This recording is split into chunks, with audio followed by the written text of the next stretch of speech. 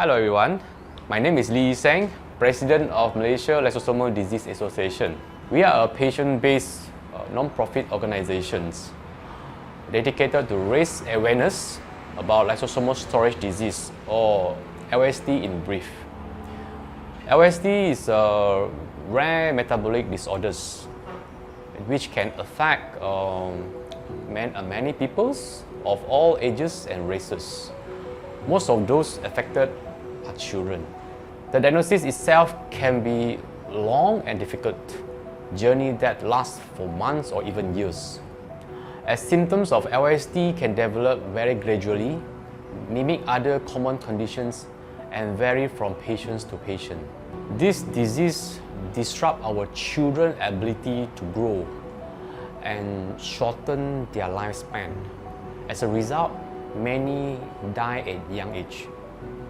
Sadly, there is no cure for this disease, and enzyme replacement therapy, ERT, who can slow down the progression of this disease, is difficult to access due to its cost and limited availability. Because of challenges like this, patients and their families faces incredible emotional and financial burden with very few resources or opportunity for support. This is what makes our work so important. As an organization, MLDA main purpose is to voice out for rare disease patients and their families, and to advocate for patients' right for sustainable healthcare and support. We also work to raise awareness of this rare disease among the public so that more people may recognize the symptoms of LSD, such as unusual facial features, distended abdomen, poor muscle strength, lack of motor skill, skeletal deformities, and other signs of poor growth and development difficulties. This, in turn, can place them on the path to seek treatment, which can ease patients' pain and suffering, improve their quality of life, and allow them to live longer and a more fulfilling life. As part of our educational and fundraising efforts, MLDA is proud to launch a special video presentation by Fusion Wayang Kulit and Tintoi Chor, created in conjunction with World Rare Disease Day 2024.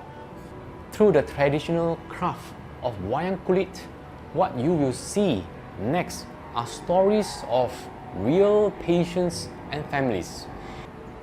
We hope their stories will move you to support this campaign in any way you can.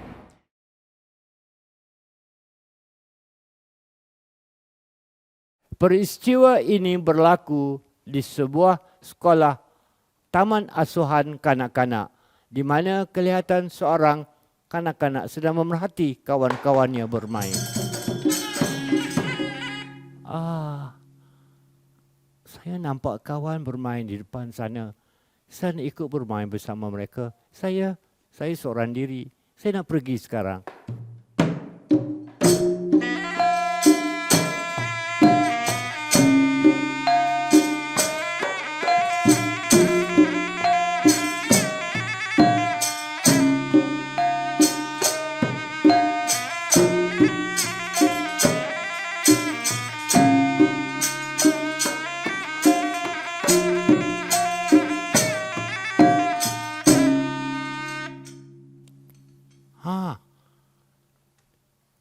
Kau nampak tak?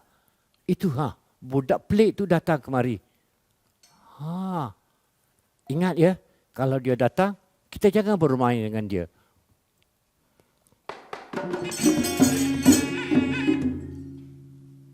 Hai kawan-kawan, saya datang untuk bermain dengan kawan-kawan. Apa yang kawan-kawan sudah buatkan? Tak maulah beritahu kamu. Kenapa? Saya datang dengan baik. Kenapa tak mau berkawan dengan saya? Kenapa tak mau beritahu saya?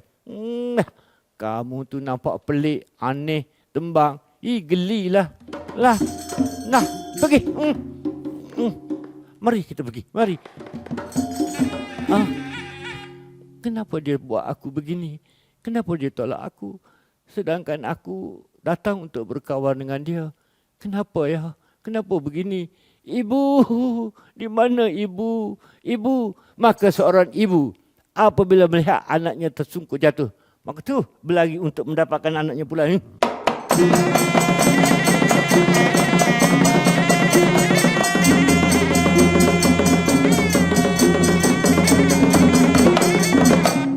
Anakku, mengapa jadi begini? Mengapa kamu jadi begini? Ibu, mengapa mereka tak mau berkawan dengan saya, Bu? Kenapa? Apa salah saya, Bu? Anakku, tak apalah nak. Biarlah mereka dengan cara mereka. Kita istimewa bersama kita. Ayo, mari kita pulang bersama dengan ibu. Walaupun dunia mungkin tidak memahami kasih sayang dan penerimaan keluarga adalah tempat perlindungan yang terkuat bagi mereka. Ayo anak, mari kita pulang. Mari kita pulang.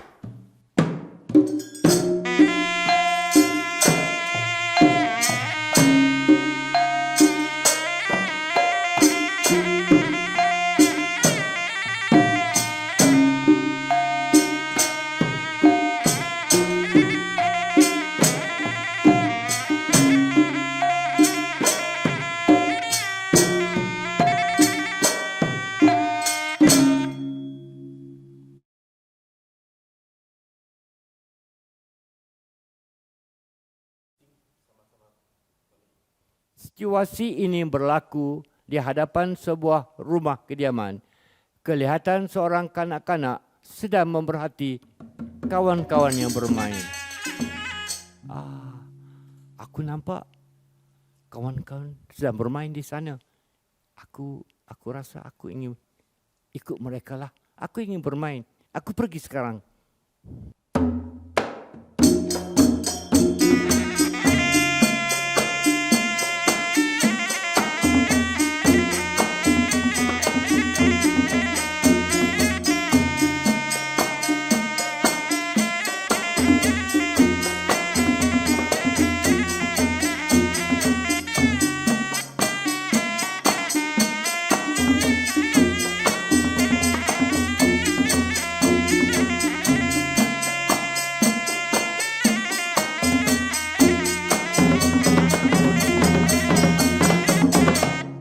Kawan-kawan, saya lihat kamu sedang bermain.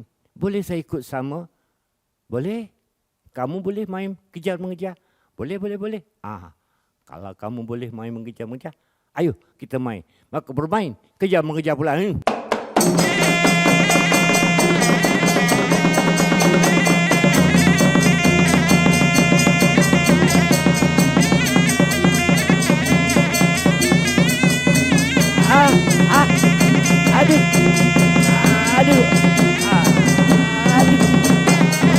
Aduh. Mengapa saya tak boleh bangun? Kaki saya kaku. Saya tak boleh. Ambo. Baru sekejap dah jatuh. Sia-sia bermain dengan kau. Mari kawan, pedulikan dia. Mari jom kita pergi. Aduh. Kenapa?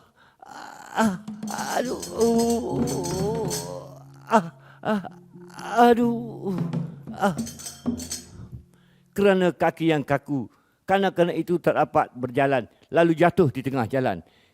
Sedang elok kanak-kanak itu jatuh di tengah jalan, tiba sebuah motor dengan laju pula.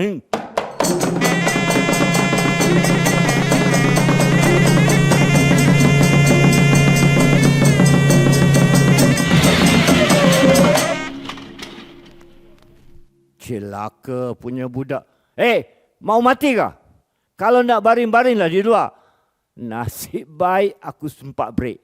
Kalau tidak, mampus. Budak bodoh. Aduh, kena marah lagi. Ibu, di mana ibu? Tolong bu, saya tak boleh bangun bu. Saya tak boleh bangun. Apabila mendengar suara anak memanggil, seorang ibu penuh kasih sayang terus berlari untuk mendapatkan anaknya pula.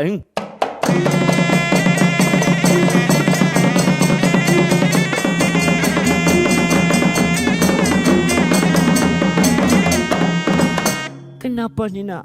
Kenapa kamu jadi gini? Ibu, saya jatuh. Saya tak boleh berdiri ibu. Anakku, ini di tengah jalan. Mari ibu bawa ke tepi jalan. Ini bahaya. Ini bahaya. Di sini agak selamat anakku.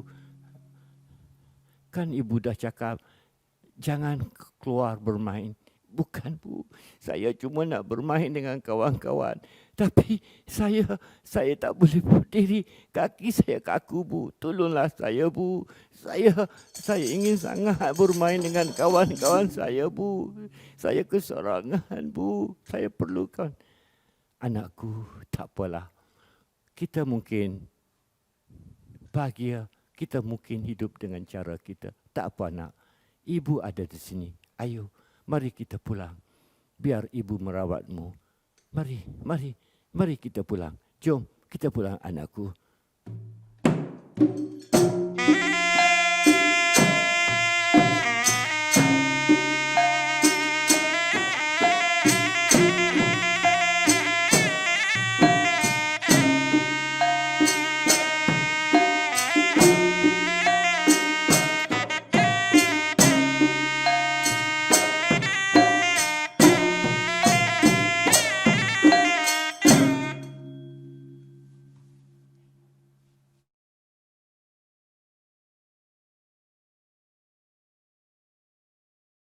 Peristiwa ini berlaku di mana kelihatan seorang bapa sedang membawa anaknya yang sakit untuk mendapat rawatan doktor.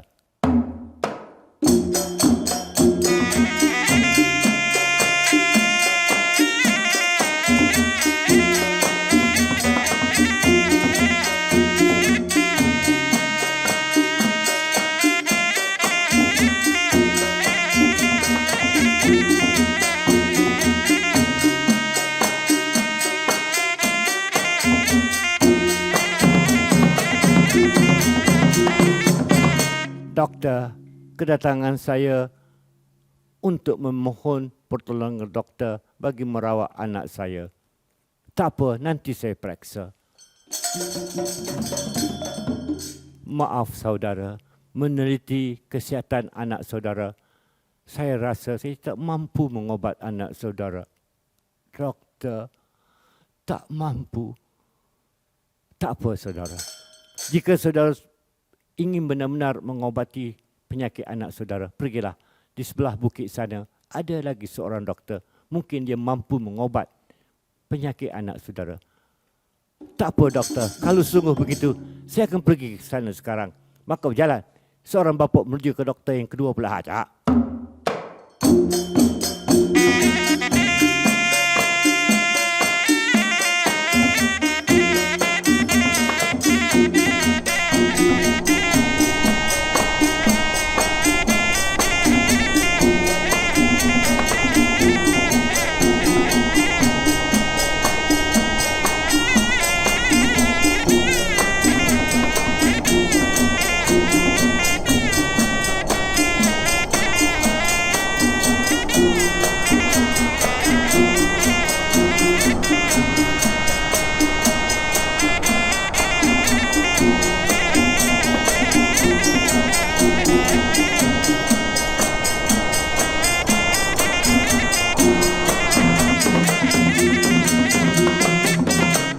Doktor, ini rekod kesihatan anak saya.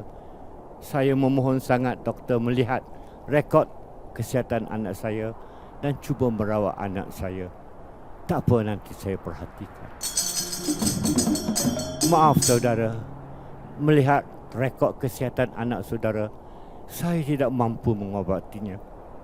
Doktor, hampa saya doktor. Jangan begitu. Pergilah. Di seberang laut sana ada seorang doktor pakar. mungkin dia dapat merawat anak saudara. Pergilah segera. Terima kasih doktor, saya akan pergi sekarang. Maka seorang bapa apabila mendengar akan kata itu akan berjalan ke tepi laut pula saja.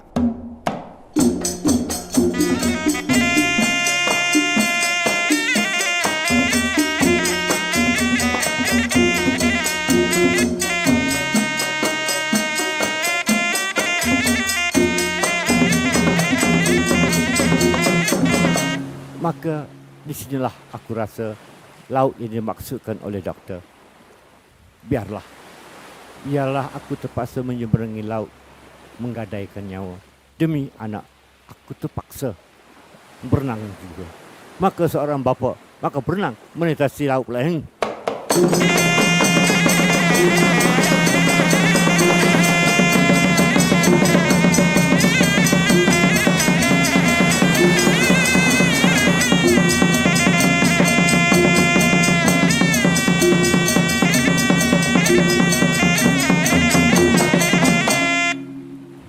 Doktor, ini rekod kesihatan anak saya. Mohon doktor menelitinya dan merawat anak saya. Tak apa, nanti aku cuba lihat. Ya, meneliti rekod kesihatan anak saudara. Saya rasa saya dapat merawatnya. Oh, doktor, syukurlah doktor. Tetapi apa doktor? Tahu tak kamu, kos rawatan anak kamu ini terlalu tinggi. Mampukah kamu mengadakan kos rawatan tersebut? Doktor, walaupun terpaksa menggadai nyawa, apa saja demi anak saya akan lakukan juga. Tak apa doktor, tunggu. Saya akan kembali berbincang dengan isteri saya dan membawa kos rawatan itu kepada doktor bagi tujuan rawatan anak saya. Baiklah, saya tunggu. Maka seorang bapa suka dengan sebab dapat akan berita baik daripada doktor, capakan rekod kesihatan anak, maka berjalan kembali untuk berbincang dengan isteri pelajar.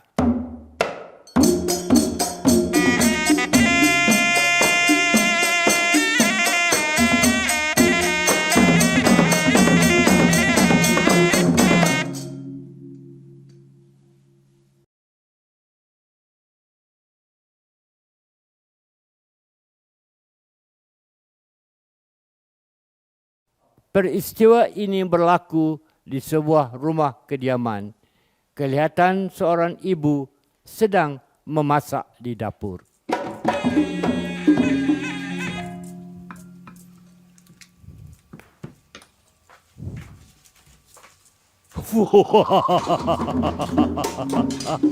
Aku bayangan jahat. Aku berada di fikiran kamu. Kamu tidak dapat melihat aku. Anakmu, bagaimana anakmu? Hah? Anakku? Hah? Anakku? Hangus pula makananku, tapi anakku.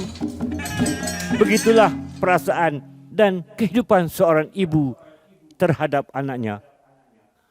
Di dalam keadaan yang demikian, kelihatan pula seorang bapa sedang bekerja di pejabat.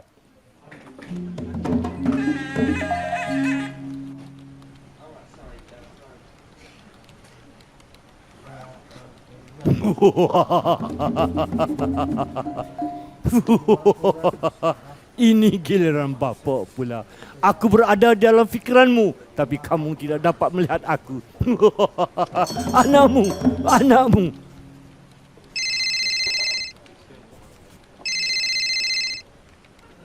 Halo? Hah? Anakku sakit. Anakku sakit. Tuan saya terpaksa ambil cuti segera. Cuti kecemasan. Anak saya sakit. Saya kena pergi sekarang. Saya kena pergi ke anak saya. Maka pergi. Akan bapa pula hajak.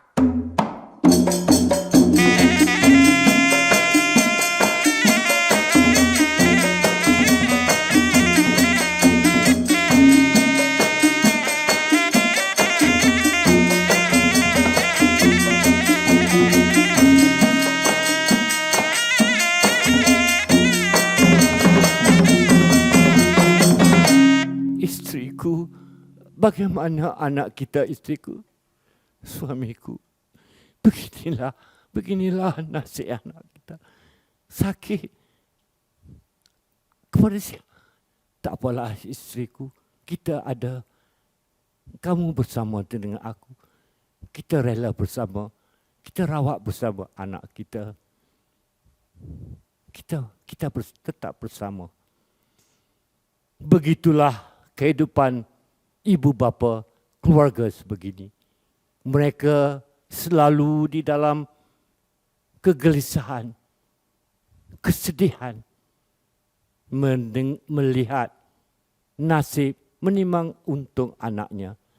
Dan kita ahli masyarakat seharusnya memberi simpati, empati dan kerjasama. Semoga mereka mendapat pertolongan, mendapat perhatian daripada kita dan mereka rasa disokong. Ayo istriku, mari kita pergi. Kita merawat anak kita. Kita hanya ada berdua. Tiada siapa lagi yang kita harap. Ayo kita pergi.